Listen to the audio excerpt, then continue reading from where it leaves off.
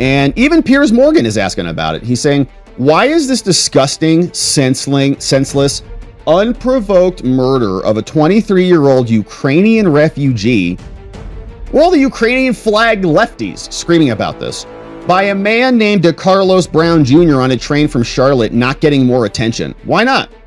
Is it because he was black and not Russian? Is that why? If he was Russian, maybe would they care about it? But it's okay, since he's black, he can just stab Ukrainians in the neck. No one cares if you're Ukrainian, apparently. All the Ukrainian flags who hyperventilate about everything constantly, all very quiet today. And of course, they're all the same people who have the articles and the bylines in these mainstream media sources. So nothing is even, right? It's a double standard, top to bottom. And here's more from C3, who's been doing some amazing digging on this.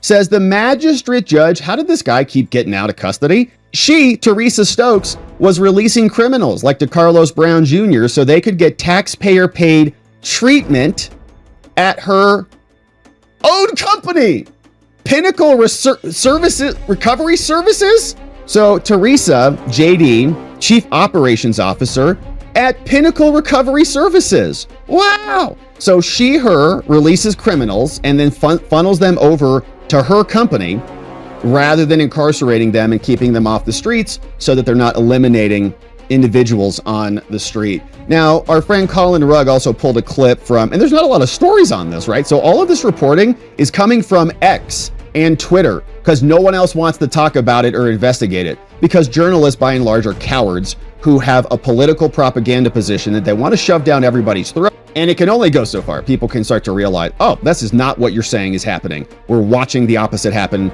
in our cities all around the country. We're pretty sick of it. And so Chris Brunette said her name is Irina Zarutska, and she's got a GoFundMe set up. It's at $39,000, okay?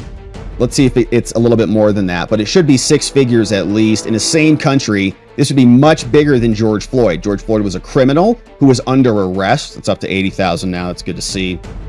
Here's what they posted. Our dear friends, our Valeria and her husband has suffered a terrible tragedy. Yesterday, their niece, Ira, who was 23 years old, was killed. Ira had recently arrived in the United States seeking safety from the war and hoping for a new beginning. And so it's Ira. So they're calling her Ira instead of Irina. Irina had just arrived recently in the United States seeking safety from the war and hoping for a new beginning, and tragically, her life was cut far too soon. This is an irreparable loss for her family. We have created this fundraiser to support Valeria and her loved ones during this heartbreaking time. Any support you can give, whether through a donation or simply sharing, will mean so much. Thank you from the bottom of our hearts.